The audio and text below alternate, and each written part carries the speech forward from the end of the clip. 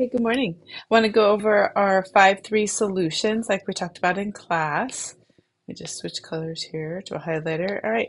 On the first one, we did this. Actually, we did like the first five on here. On five, though, is the first time that the premise here is if I'm adding up my equations, that these eliminate because one is a positive value and a negative value of the same value of one. So 1 minus 1 gives us 0, or it eliminates the y values, so we can solve for the x values. 3 and 4x is a total of 7x, and then 17 and 18 is 35. And then we simply solve for x by using our inverse operation of dividing by 7 from both sides, getting 5. Once we have 5 for x, we can solve for y, substituting in for this equation or this equation. I chose the top equation, which is why x is here, and we're going to substitute this x value to get 3 times 5 plus y equals 17. And 3 times 5 is 15, plus y is still 17. And I use my inverse operation, subtracting 15 from both sides and getting y is 2. And then we have our ordered pair of 5, 2. We go to our coordinate plane and we find 5, 2, and that's the letter T. And that's how we solve for number 1. So on number 2, we isolated y first and then substituted back in to solve for x. And number 3, we solve for x first because y eliminated. And on number 4, x eliminated. Then we get to this number 5, where naturally in these equations, nothing eliminates. Nothing eliminates. But if we multiply this whole equation here by -1, right, by a -1, and we distribute it to everybody, the whole equation, then we can see that we can eliminate the y value. And this is a very powerful tool that we have, that we can get an equivalent equation, and that we can add equations to solve for a variable and then substitute in to solve for the other variable. And number 6, again, if only these were opposites, one's positive, one's negative, and if we multiplied everything here by a -1, and that's why this was -35, and we multiply it, then we get +35, then we can isolate our variable. On 7, nothing is the same here, right? So first, I'm sorry.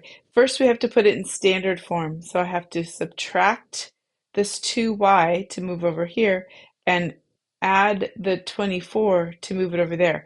Once it's in standard form, they happen to eliminate, which is always handy. So we have to be in standard form. Again, we move number 8 into standard form. And we also see that when we do that, neither of them are going to be opposite. So we multiplied the bottom equation by -1. So -8x plus 3y plus 31. And then I can eliminate and solve. On number 9, I chose to eliminate the y value. Uh, because they were already opposites when you write them in standard form. They're the same and opposite. On 10, I chose to multiply the bottom equation by -1 so I could eliminate these x's. And on number 11, again, I chose to multiply the bottom equation by a -1, changing all these negatives and this positive to a negative, uh, and solving.